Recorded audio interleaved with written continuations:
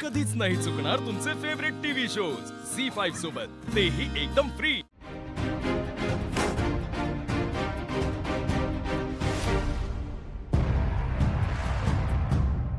आशू, नाही मला सहनच होत नाहीये।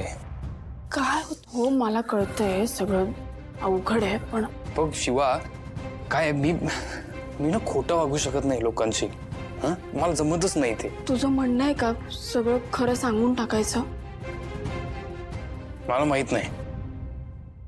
हे बघ आशू, खरं सांगायला ना काही प्रॉब्लेम नाहीये, खरंच।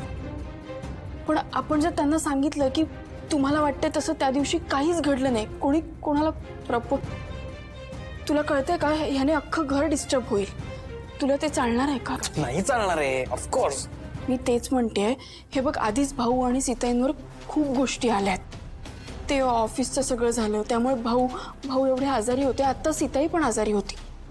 त्यांना उगाच आपल्यामुळे कशाला त्रास? हो मला कळतंय, पण काय ना, मी कोणाच्या नजरेला नजर देऊन बोलू शकत नाही। हे बघ, मला कळतंय तुला सगळं जड जातंय। थोडे दिवस का होईना आपल्याला हे नाटक करावं लागेल, नाही तर तू मला ते उत्तर देऊन टाक। शिवा, मला आत्ता या विषयावर बोलायचं नाही। ठीक आहे, तू सॉरी, तू शांत हो, तू पाणी घे। मी येतो मी आहे, शांतच आहे। वा, मला जे वाटलं होतं तसंच घडतंय। आता या संधीचं सोनं मी करणारच।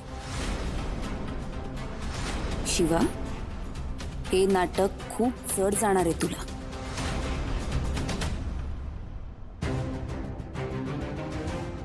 मी शांतच आहे, पण आपलं जे काही चाललंय ना ते मला नाही आवडत आहे। घरच्यात सगळ्यांना वाटतंय की आपलं काहीतरी आहे, आपलं लव्ह स्टोरी सुरू झाली ऑलरेडी, असं काही नाहीये। हो, हे बघ, मला सगळं कळतंय, पण आपल्याकडे दुसरं ऑप्शन नाहीये ना।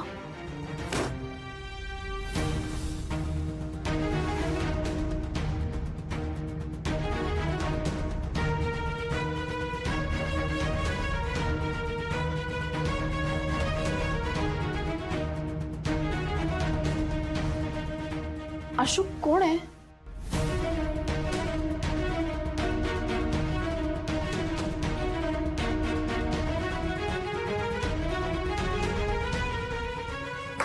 तर ऐक, मी काय म्हणतो, आपण काय ते सॉर्ट केलं पाहिजे। मी असं खोटं वागू शकत नाही, ऍटलिस्ट मी तरी। आशू, मला कळतंय, पण हे सगळं तुझ्यावरच आहे। तू क्लिअर उत्तर दिलं तर क्लिअर आपण सांगून टाकू क्लिअर सगळ्यांना। मग तो झालं की आपल्यात अजिबात प्रेम नाहीये आणि मी तुला होकार दिलेला नाहीये, हे सांगून टाकू ना, झालं सगळं मग। Okay okay.